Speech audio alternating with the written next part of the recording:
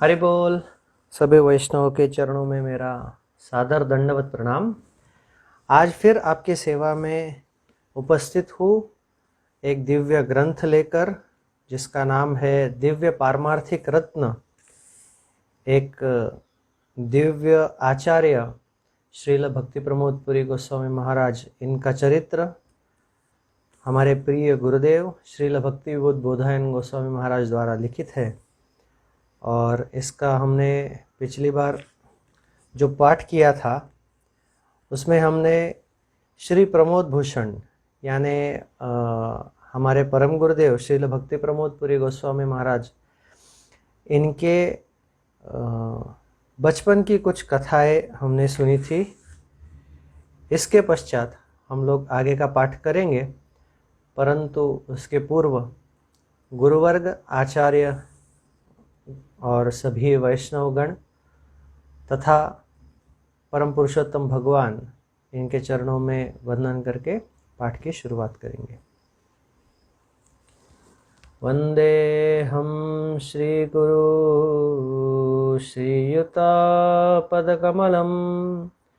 श्री गुरु वैष्णवांश्च श्रीरूपं साग्रजाता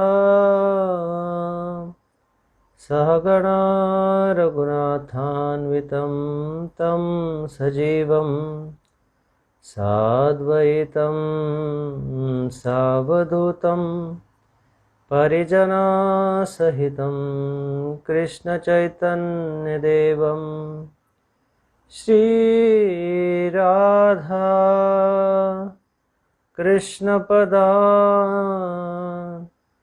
सहगणा ललिता श्री विशाखान्वितांश्च ॐ अज्ञानतिमिरान्धस्य ज्ञानाञ्जनशलाकया चक्षुरुन्मिलितं येन तस्मै श्रीगुरवे नमः।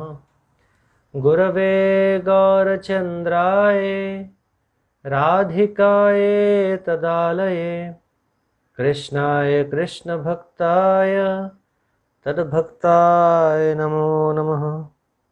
नमो विष्णुपादाय गौराङ्गप्रेष्ठरूपिणे श्रीभक्तिविबुधाय वै बोधाय नितिनामिने नमो भक्तिप्रमोद श्रीपुरीप्रेष्ठस्वरूपिणे तद्भिन्नप्रकाशाय करुणामूर्तये नमः। कृष्णभक्तिगुणाख्याने तन्महात्म्यप्रचारिणे सदा सन्निष्ठरूपाय गुरवे प्रभवे नमः। प्रभुपादरतिश्चैव श्रीगुरुप्रेमसेविने विश्वे गौरमनोभीष्टं हरेर्नाम प्रचारिणे नौमि बोधायनं देवं कृष्णशक्तिस्वरूपकं प्रभुपादप्रियकान्त श्रीपुरीप्रेष्ठसेवकम्। भक्ति प्रमोदाख्य पुरीमुषित्वा भक्ति प्रमोदाख्य पुरीमुपास्य भक्ति प्रमोदाख्य पुरीं प्रणम्य भक्ति प्रमोदं लभते जन वै। गौरकृष्ण नाम दाता कीर्तनानंदवर्धनम बहिर्मुख जीवत्राता वंदे सरस्वतीं प्रभुं। भज श्री कृष्ण चैतन्य प्रभो नित्यानंद श्री अद्वैत गदाधर शिवासादि गौर भक्तवृंद। हरे कृष्णा कृष्णा कृष्णा हरे हरे, हरे राम राम राम हरे हरे। तो आज के सत्र में एक विशेषता है कि हम लोग पिछले सत्र तक फेसबुक लाइव किया करते थे, पर कई भक्तों का हमें फीडबैक प्राप्त हुआ जिसमें पता चला कि कुछ टेक्निकल रीजंस की वजह से आवाज़ और चित्रीकरण आगे पीछे हो रहा था। तो आज से हमने निर्णय लिया है कि हम लोग वीडियो पूरा बनाकर उसको अपलोड किया करेंगे फेसबुक लाइव की जगह पे, ताकि फिर और अच्छी तरह से आप सब वैष्णव की सेवा हो पाए। तो हम लोग आज का पाठ शुरू करते हैं। आज की पाठ की शुरुआत परम गुरुदेव ने अपने बारे में जो कुछ लिख के रखा था उसमें से कुछ अंश गुरुदेव अपनी किताब में लिख रहे हैं। तो गुरुदेव कहते हैं कि श्रील गुरुदेव ने अपनी आत्मकथा में वर्णन किया है कि मुझे अपने छात्र जीवन की कुछ बातें स्मरण है। परम गुरुदेव कह रहे हैं, मुझे अपने छात्र जीवन की कुछ बातें स्मरण है। महाविद्यालय के एक उच्च शिक्षक श्री महितोष राय चौधरी MABL, जो एक पत्रिका का भी संपादन करते थे, मुझसे विशेष रूप से प्रेम करते थे। परम गुरुदेव अपने जीवनी में, अपने शिक्षा काल में उनके महाविद्यालय के एक व्यक्ति के बारे में बता रहे हैं। तो कह रहे हैं कि उनके परिवार में श्री कृष्ण के एक अत्यंत प्राचीन विग्रह श्री राम राय, नहीं क्षमा कीजिएगा, श्री श्याम राय, जिनका विग्रह का नाम था श्री श्याम राय, की अनेक पीढ़ियों से पूजा अर्चना की जा रही थी। इन्हीं श्री महितोष राय के कनिष्ठ भ्राता परितोष कुमार राय चौधरी संपूर्ण बाल्यकाल में मेरे सहपाठी थे। उसी समय परितोष के साथ मेरी मित्रता और ठाकुरबाड़ी यानी श्री श्याम राय का मंदिर के प्रति मेरी रुचि और प्रगाढ़ हो गई थी। परिणाम स्वरूप मुझे और अधिक साधु संघ का सौभाग्य प्राप्त हुआ। हमारे गांव के उत्तरी क्षेत्र में यानी मेथोपाड़ा नाम का एक स्थान था जहां अहिंदू लोग रहते थे। वहां एक दिन उन लोगों ने किसी हिंदू की संपत्ति पर गाय की बलि देने का निर्णय किया। जब यह समाचार सबके निकट पहुंचा तो समस्त गांव में उपद्रव की स्थिति उत्पन्न हो गई। गांव के कुछ लोग जिलाधिकारी यानी डिस्ट्रिक्ट मजिस्ट्रेट के निकट गए, जिन्होंने उपद्रव शांत करने के लिए हस्तक्षेप किया। वह जिला अधिकारी स्वयं एक उन्नत भक्त थे। उनका नाम था श्री उपेंद्र मोहन सेन गुप्त। उन्होंने चौरिंगी रोड कलकत्ता में शास्त्र धर्म प्रचारक समिति की स्थापना की थी। उनके दो भतीजे थे, अवनी रंजन और नलिनी रंजन सेन गुप्त। मेरे मित्र परितोष उन दोनों से भली भांति परिचित थे और उनका बहुत सम्मान भी करते थे। इसी कारण वह जिलाधिकारी से भी व्यक्तिगत रूप से परिचित थे। वह उन्हें काका कहते थे।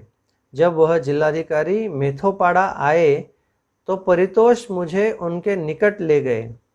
वह एक सुंदर से तंबू में बैठे थे। परितोष ने उन्हें प्रणाम किया। मन में भी वैसा ही किया, क्षमा कीजिए, मैंने भी वैसा ही किया। इस भेंट के कारण मैं भी शास्त्र धर्म प्रचारक समिति में सम्मिलित हो गया। मुझे स्मरण नहीं कि मैंने कभी उपेंद्र मोहन सेन गुप्त को कृष्ण कथा कहते सुना हो, किंतु हाँ, मुझे यह भलीभांति स्मरण है कि केवल उन्हें देखने मात्र से ही मेरा हृदय पवित्रता के भाव से परिपूर्ण हो जाता था। उसके पश्चात कभी कभी परितोष और मैं शास्त्र धर्म प्रचारक समिति में जाते और साधुओं से हरि कथा सुनते थे।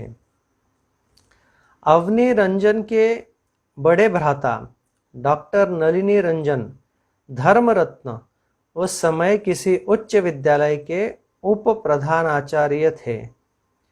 कुछ समय पश्चात वह निरीक्षक यानी इंस्पेक्टर बन गए और एक समय हमारे विद्यालय की वार्षिक परीक्षा का निरीक्षण यानी इंस्पेक्शन करने आए थे।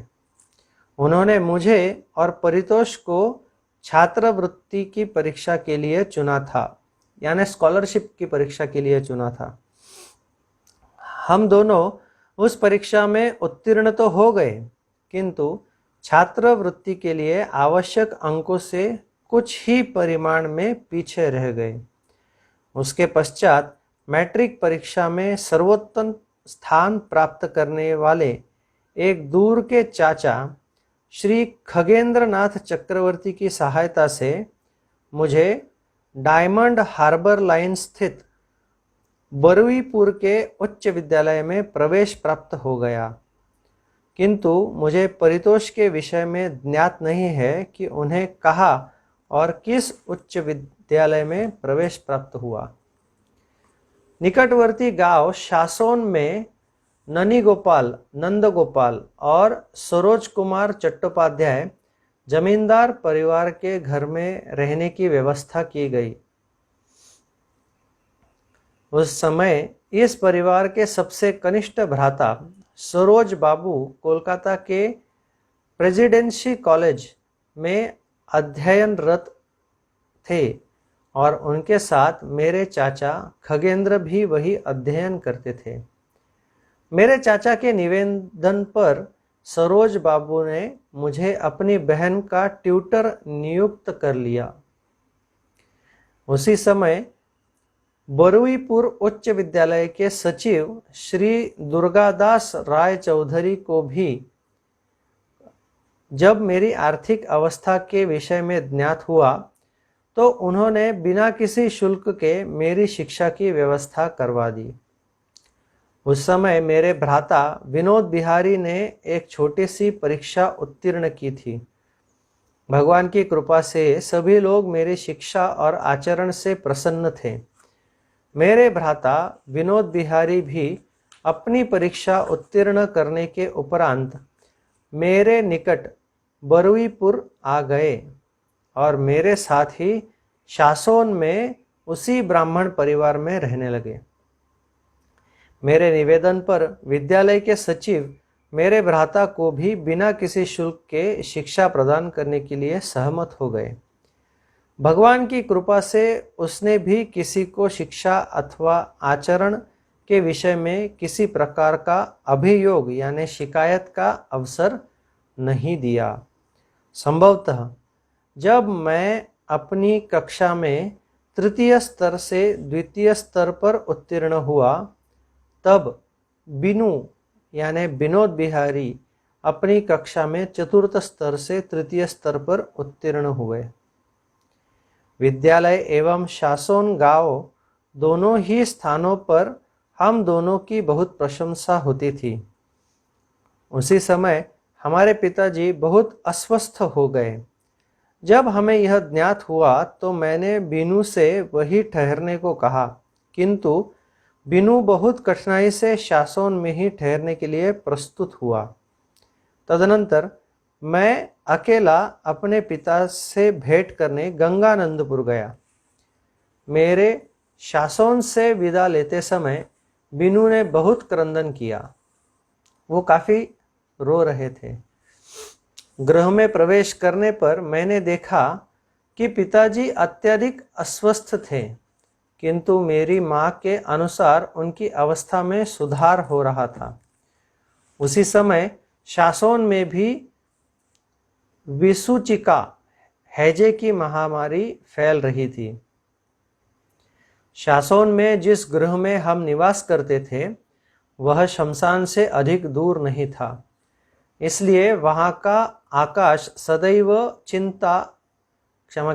चिता अग्नि के धुएं से व्याप्त तथा शोक की ध्वनि से परिपूर्ण रहता था। कुछ समय पश्चात ही बीनू भी अस्वस्थ अवस्था में बहुत निराश मन से गंगानंदपुर लौट आया। शासोन में स्थिति बहुत भयानक हो चुकी थी और उसे भी आमाशय यानी पेट में व्यथा होने आरंभ हो गई थी, किंतु विद्यालय पुनः प्रारंभ होने वाला था। अतः मैं अगले दिन प्रातःकाल ही लौट गया, जबकि बीनू गंगानंदपुर में ही रह गया। मेरे खूरो महाशय यानी पिताजी के कनिष्ठ भ्राता, हम तीनों भ्राताओं से बहुत प्रेम करते थे, इसलिए उन्होंने बीनू की चिकित्सा के लिए प्रत्येक संभव पर प्रयत्न किया, किंतु उसी दिन संध्या के समय उसने शरीर त्याग दिया। मुझे पिताजी का एक पत्र प्राप्त हुआ जिसमें उन्होंने मुझे शीघ्रातिशीघ्र गृह लौटने को कहा। इस पत्र में उन्होंने बीनू की मृत्यु के विषय में कुछ भी नहीं लिखा था। उन्होंने केवल यही लिखा था कि मेरी माँ बहुत अस्वस्थ है, मेरे पास केवल ₹125 ही शेष था, जो कि ट्रेन की टिकट के लिए अपर्याप्त था। मैंने एक अनार खरीदा और स्टेशन गया। वहाँ मैंने स्टेशन मास्टर से प्रार्थना करते हुए कहा कि मेरी माँ बहुत अस्वस्थ है और मैं उन्हें देखने जाना चाहता हूँ, किंतु मेरे पास किराए के पैसे नहीं हैं। मैंने क्रंदन करते हुए उनसे शुल्क रहित यात्रा की अनुमति के लिए निवेदन किया और कहा कि मैं एक निर्धन और असहाय छात्र हूँ। वह दयालु थे, उन्होंने मेरी सहायता की और इस प्रकार मैं गांव पहुंच गया। वहां पहुंचने पर मुझे स्नान घाट से ही नदी के तट पर श्मशान में श्वेत वस्त्र से ढकी हुई एक मृतदेह दिखलाई दी। पिताजी के पत्र के कारण मैं मन ही मन विचार कर रहा था कि संभवतः मेरी माँ की मृत्यु हो गई है, किंतु निकट जाने पर मुझे यह देखकर अत्यधिक आश्चर्य हुआ कि मेरी माँ उच्च स्वर से क्रंदन करते हुए कह रही थी, बीनू देखो तुम्हारा भाई आ गया, उससे बात करो। वह इतनी अधिक दुखी हो गई थी कि 4 फुट ऊंची बैठक से नीचे कूद गई। उनकी तत्कालीन अवस्था को स्मरण करके मेरा हृदय आज भी तीव्र गति से कंपन करने लगता है। उनके दुख का वर्णन नहीं किया जा सकता। मैं अपने कनिष्ठ भ्राता को अंतिम श्रद्धांजलि देने श्मशान गया, किंतु मेरा हृदय अत्यधिक दुखी था। मुझे किसी भी प्रकार से शांत नहीं किया जा सकता था। बीनू की मृत्यु का समाचार सुनकर शासोन गांव और विद्यालय का प्रत्येक व्यक्ति बहुत दुखी हुआ। इसी दिन उन्होंने चतुर्थ स्तर से तृतीय स्तर पर प्रोन्नत यानी प्रमोट किया जाना था। मैं विद्यालय की सभा में उस समय अत्यंत व्यथित एवं भावुक हो गया था। जब बीनू की ओर से मैंने प्रधान आचार्य से उसे प्रदान की जाने वाली रजत पदक और उपहार स्वरूप कुछ पुस्तकें ग्रहण की। शोक की तीव्र वेदना से मेरा हृदय द्रवीभूत हो गया था और अश्रुओं के वेग ने मेरे नेत्रों के प्रकाश को ढक दिया था। उस दिन से मेरा जीवन संपूर्ण रूप में परिवर्तित हो गया।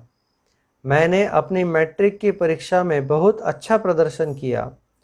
मैंने बंगाली विषय में प्रथम स्थान प्राप्त किया था, जिसके लिए मुझे स्वर्ण पदक और कुछ महत्वपूर्ण पुस्तकें उपहार स्वरूप प्राप्त हुई थी। यह परम गुरुदेव ने अपने जीवनी के बारे में कुछ लिख के रखा था। आगे गुरुदेव परम गुरुदेव के बारे में बताते हैं कि श्री प्रमोद भूषण श्रील भक्ति रत्न ठाकुर की सेवा विग्रह श्री श्री राधा मदन मोहन की सेवा करते थे। श्री श्री राधा मदन मोहन के इस सेवा काल में ही श्री प्रमोद भूषण को श्रील भक्ति विनोद ठाकुर के दर्शन प्राप्त हुए थे। जब उन्होंने श्रील भक्तिरत्न ठाकुर के गृह में शुभागमन किया था। श्री प्रमोद भूषण ने श्री भक्तिरत्न ठाकुर से कहा था, यदि आपकी आज्ञा हो तो मैं श्री श्री राधा मदन मोहन की सेवा पूजा करने का अत्यधिक इच्छुक हूँ। श्री प्रमोद भूषण के मुख से यह सुनकर श्री भक्तिरत्न ठाकुर ने अत्यंत प्रसन्न होकर कहा, तुम स्वयं यह सेवा करना चाहते हो, अतः तुम्हें जब भी समय मिले निसंकोच होकर यहाँ आकर यथासंभव श्री विग्रह की सेवा पूजा करना। यह विग्रह साक्षात सजीव भगवान ही है, अतः यह विचार कदापि नहीं करना कि यह केवल पत्थर की मूर्ति है। यह विग्रह साक्षात श्री श्री राधा मदन मोहन से अभिन्न है। श्री भक्तिरत्न ठाकुर के विग्रह कोई साधारण विग्रह नहीं थे। निम्नलिखित घटना से यह स्पष्ट हो जाता है। श्री भक्तिरत्न ठाकुर एवं उनके पारिवारिक सदस्य श्री श्री राधा मदन मोहन को निकट स्थित एक खजूर के वृक्ष से खजूर का रस संग्रह कर प्रतिदिन भोग स्वरूप अर्पित किया करते थे। एक दिन श्री मदन मोहन स्वयं ही खजूर का रस पान करने की इच्छा से वृक्ष पर चढ़ गए और खजूर का रस पान करने लगे। उस वृक्ष से खजूर का रस एकत्र करने वाले अन्य लोगों में से किसी ने एक सावले बालक को वृक्ष पर चढ़कर खजूर का रस पान करते हुए देखा। जब उस व्यक्ति ने उस बालक को पकड़ने का प्रयास किया तो वह द्रुत गति से श्री भक्तिरत्न ठाकुर के गृह में प्रवेश कर गया। उस व्यक्ति ने श्री भक्तिरत्न ठाकुर के परिवार से इस विषय में शिकायत की। श्री भक्तिरत्न ठाकुर परिवार सहित अत्यधिक आश्चर्यचकित थे कि उनके परिवार में तो ऐसा कोई बालक है ही नहीं। फिर भी उन्होंने वहां एकत्रित सभी बालकों से इस विषय में जिज्ञासा की, किंतु सभी ने उत्तर दिया कि वह इस विषय में कुछ भी नहीं जानते। तदनंतर श्री भक्तिरत्न ठाकुर अपने मंदिर में गए और उन्हें श्री मदन मोहन के श्री विग्रह पर लगे सरसों के पुष्प और कांटों के चिन्ह दिखलाई दिए। वह तत्क्षणात जान गए कि वह सावला बालक कोई और नहीं, स्वयं श्री मदन मोहन ही है, क्योंकि उस खजूर वृक्ष के मार्ग में सरसों के खेत एवं नागकनी यानी कैक्टस के कटीले पौधे थे। श्री प्रमोद भूषण के निकट इस दृष्टांत का वर्णन करते हुए श्री भक्तिरत्न ठाकुर ने कहा, जिस प्रकार हम अपने शरीर के उपकार के लिए चेष्टा करते हैं, उसी प्रकार हमें श्री मदन मोहन की सेवा के लिए भी सतत चेष्टा परायण होना चाहिए। अर्थात जिस प्रकार हम प्रातः काल से संध्या तक स्वयं के लिए बहुत सी वस्तुओं यानी भोजन पान इत्यादि का उपभोग करते हैं, उसी प्रकार वह सभी वस्तुएं हमें सर्वप्रथम श्री मदन मोहन को भी अर्पित करनी चाहिए। एक समय शरद काल की एक रात्रि में श्री प्रमोद भूषण श्री राधा मदन मोहन को शयन देते समय कंबल ढकना भूल गए।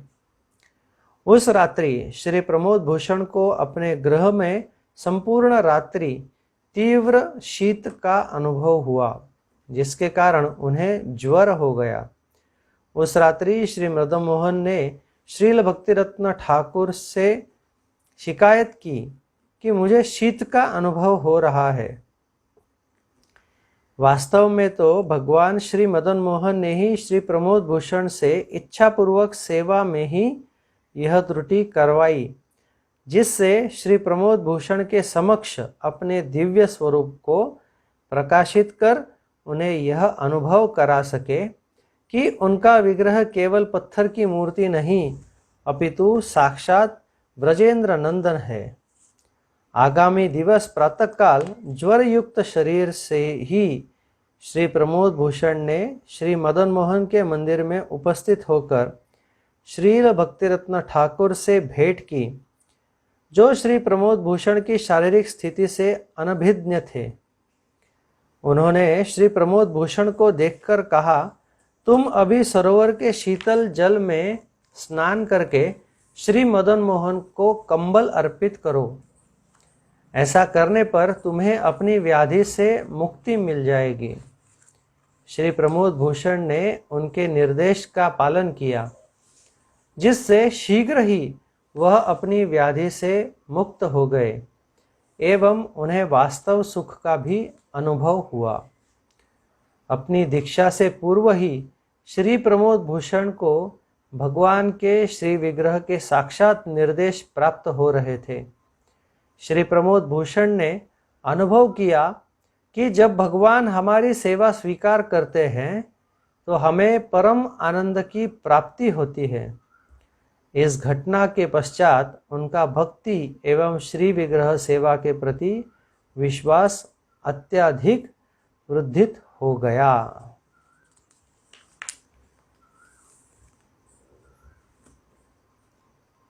आगे एक नया विभाग शुरू हो रहा है, वैभव 5।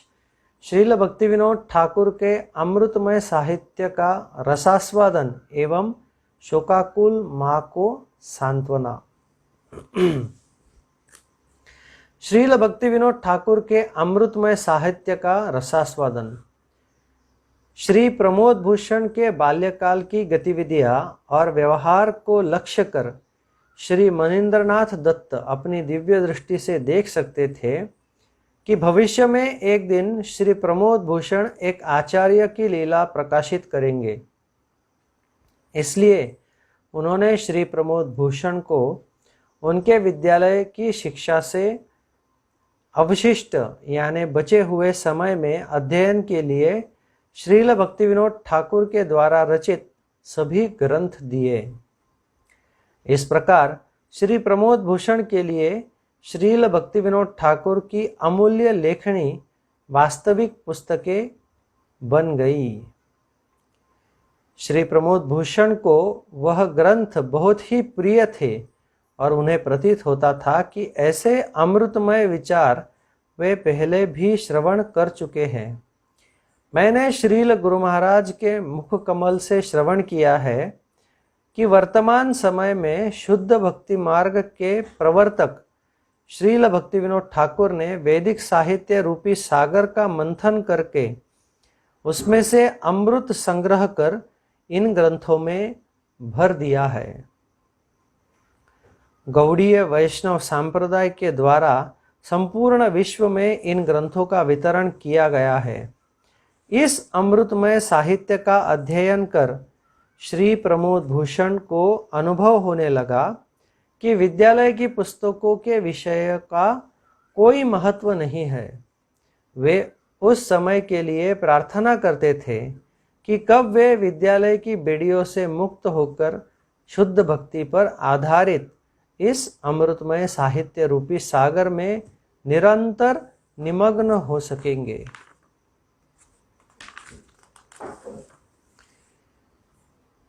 आगे गुरुदेव ने परम गुरुदेव की शोकाकुल माता जी के बारे में बताया है। पिछले अध्याय में ही बतलाया जा चुका है कि गंगानंदपुर में शिक्षा पूर्ण करने के पश्चात श्री प्रमोद भूषण बुरुईपुर यानी पश्चिम बंगाल के उच्च विद्यालय में अध्ययन के लिए चले गए थे। शासन गांव के एक पुण्यात्मा और धनी व्यक्ति श्री दुर्गा प्रसाद चौधरी इस बात से अवगत थे कि श्री तारिणी चरण चक्रवर्ती बहुत निर्धन है, किंतु उनका पुत्र श्री प्रमोद भूषण बहुत बुद्धिमान है। इसलिए उन्होंने श्री प्रमोद भूषण को पुत्र मानकर अपने घर में ही रख लिया। प्रारंभ में कुछ दिन वह श्री सरोज कुमार चट्टोपाध्याय के घर में भी रहे। श्री प्रमोद भूषण के कनिष्ठ भ्राता यानी उनके छोटे भाई विनोद बिहारी की विसूचिका के कारण यानी हैजा बीमारी के कारण मृत्यु हो गई थी।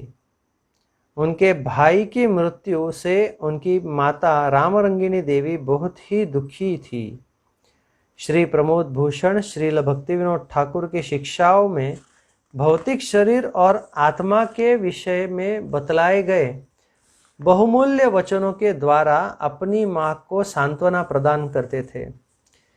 वे मधुर वाणी में इस प्रकार भक्तिपूर्ण बातें कहते थे कि इस संसार में सब कुछ अस्थाई है, कोई भी इस जगत में सदा के लिए नहीं आता, किंतु आत्मा नित्य है, आत्मा की मृत्यु नहीं होती। जब शरीर की मृत्यु होती है तो आत्मा अपना शरीर परिवर्तित कर लेती है। भगवान श्री कृष्णचंद्र जो कि परमात्मा ही है, वही हमारे वास्तविक मित्र है। केवल भगवान की इच्छा से ही अपने कर्मानुसार जीव इस संसार में जन्म ले लेता है। भगवान को भी जब भी आवश्यक लगता है, वे किसी को भी बुला लेते हैं और अन्य स्थान पर प्रेरित कर देते हैं। माँ, यह भौतिक जगत तो एक रंगमंच की भांति है और हम सभी इस पर अभिनय किए जाने वाले नाटक के पात्र हैं। इस रंगमंच पर विनोद बिहारी का अभिनय काल पूर्ण हो गया था, इसलिए भगवान ने उसे कहीं और नवीन शरीर दे दिया। जब मैं अथवा कोई और नवीन वस्त्र धारण करता है तो क्या आपको प्रसन्नता नहीं होती? श्री प्रमोद भूषण ने जो बात यहाँ पर कही, वही बात भगवान श्री कृष्ण ने भगवत गीता में कही है। वासांसि जीर्णानि यथा विहाय नवानि गृह्णाति नरोपराणि तथा शरीराणि विहाय जीर्णान्यानि संयति नवानि देहि। भगवत गीता का द्वितीय अध्याय 22वां श्लोक। जिस प्रकार मनुष्य प्राचीन वस्त्रों को त्याग कर नवीन वस्त्र धारण करता है, उसी प्रकार आत्मा प्राचीन शरीर को त्याग कर नवीन शरीर धारण करती है। श्री प्रमोद भूषण के मुख से शास्त्रों पर आधारित ऐसे तर्कसंगत और ज्ञान युक्त वचन सुनकर रामरंगिनी देवी के नेत्र अश्रुपूरित हो गए एवं वह कुछ भी नहीं कह सकी। श्री प्रमोद भूषण ने कहा, यह भौतिक शरीर तो आत्मा का परिधान है। मृत्यु का अर्थ तो केवल स्थूल शरीर का परिवर्तन होता है। भगवान के आदेश से आज विनोद बिहारी प्रभु को नवीन शरीर प्राप्त हुआ है, अतः उसके लिए क्रंदन क्यों करना? माँ, मैं आपके दुख से अवगत हूँ।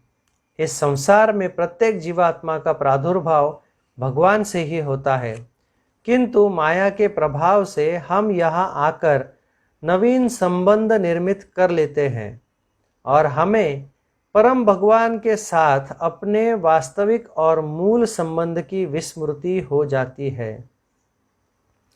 वर्तमान समय में आप मेरी माँ हैं, किंतु देह त्याग के उपरांत आप किसी और की पुत्री होंगी।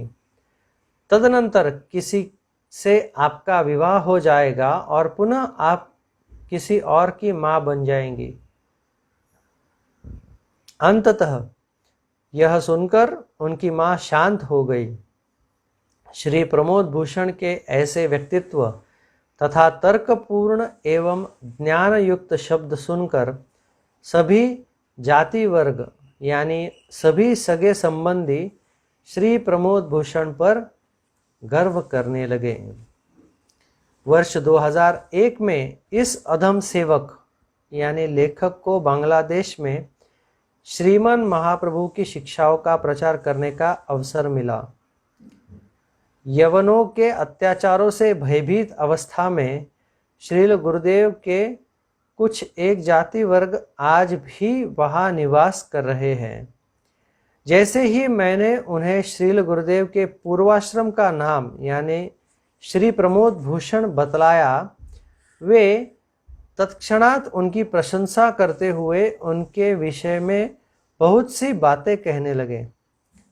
अत्यंत श्रद्धा और आदर के साथ उन्होंने हमें श्रील गुरुदेव के जन्म स्थान के दर्शन सहित संपूर्ण गंगानंदपुर गांव का भ्रमण कराया और श्रील गुरुदेव से संयुक्त बहुत सी मधुर स्मृतियां स्मरण कराई।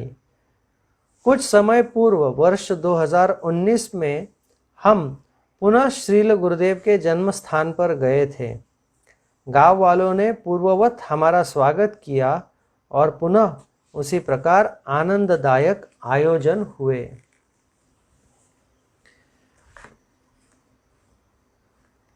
आगे एक नया पाठ शुरू होने जा रहा है, वैभव 6, परंतु आज के इस सत्र का समय समाप्त होने के कारण वैभव 6 जो है वो हम लोग अगले सत्र में पाठ करेंगे।